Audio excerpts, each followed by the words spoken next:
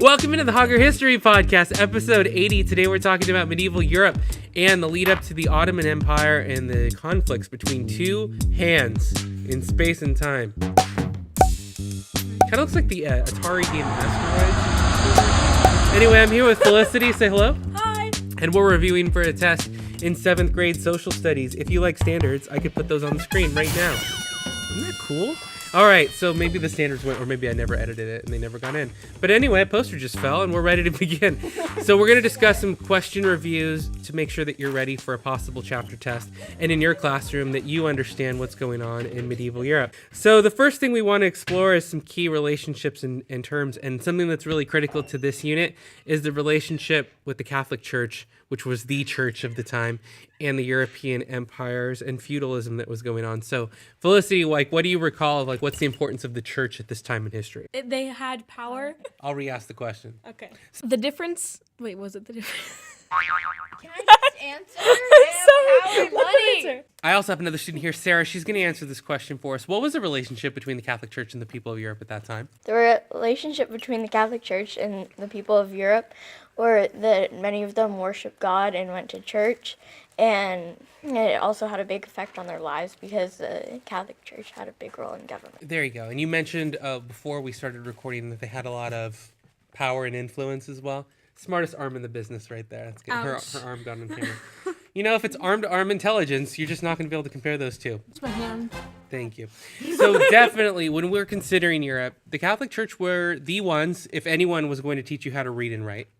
They had a lot of land, a lot of power, and we get to a point in history, too, where they're selling off the ability to be a bishop to the highest bidder.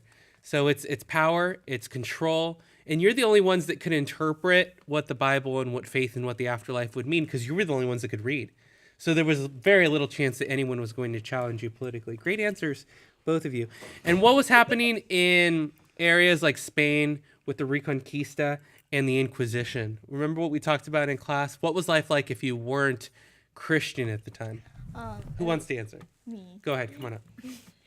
It was really hard because, you were a different religion and you were very, discriminated against, and, you had, very little rights or knowledge of what was going on, and they, were, taking over your holy places, and... There you go. So if they were coming in and taking over sites that weren't Christian, what were happening to the individuals when they would ask if they were... The Inquisition, right? Going door to door. What happened to people that weren't believers or were critical of the church? Christians were recapturing the Iberian Peninsula at the time from Muslim rulers, and the Inquisition was a court used by the Catholic Church during and after that would inquire and dole out punishments, and often severe. How about Joan of Arc? She's a significant figure. We talked about the dinner party the French Revolution. So why don't you tell us a little more, Felicity, about her role and her importance? Okay, so Joan of Arc led the French Revolution, and she was really awesome. In what way? She was one of the first woman leaders, I think, and she fought in battle, and she... Which battle? What was the most significant victory that she helped rescue France in? Lasted Against for the a British. long time. What was the name of that war? It was almost a century. Oh, the 100 Years' War? Say it louder, you know. The 100 Years' War. Very good. Yeah, so in the 100 Years' War, she rescued and became a national hero and a saint in the Catholic Church as well. How about the Magna Carta? This is something I've told my students over and over, that if you have to learn it once and remember it, it'll help you all through high school, and it'll solve arguments off camera as well. So, Sarah, can you tell us what the significance of the Magna Carta was? And don't gloat. No one likes a gloat. Come on. It was the first document that limited the power of the king. Thank you. And what right did it protect of people that legally were provided to everyone? Felicity. What was the question? Excellent work. So the main takeaway here that we're talking about is habeas corpus. What was that, Felicity? That was... So, They had a right to what? Let's put it all together into one they sentence. had a right to... That meant that the king could not just accuse people and put people away without any just cause. They had to have a civil case and a court preceding them. Great.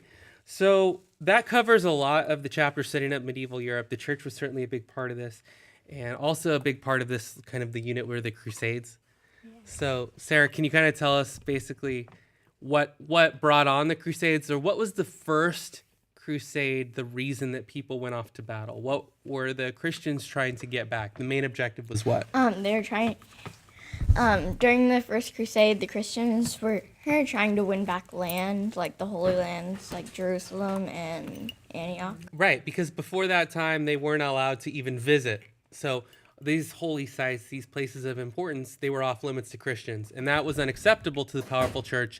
They saw that as a huge problem. And the first goal was to recapture the land of Christianity.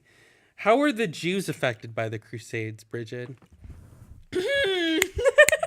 How were the Jews affected by the Crusades, Felicity? What impact did it have on the peoples that were come across during that time?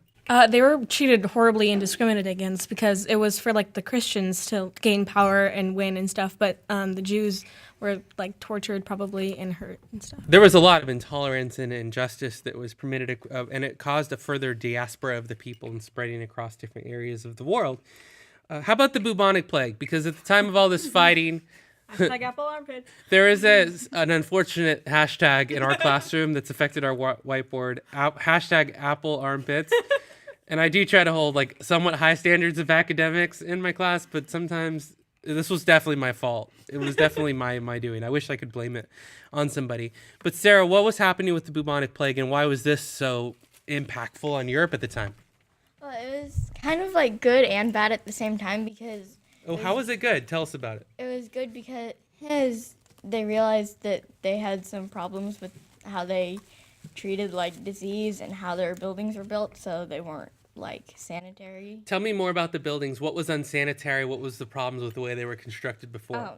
Were made of like straw and stuff that wasn't stable, and then so rats fell through their ceilings. And then, rats would nest in the ceilings too, yeah, right? And then gross. The rats would bite them, and then they'd get the plague, and then they'd get apple armpits, and then they'd die. So like, instead of having homes that would prevent disease, they actually encourage the growth and spread of disease.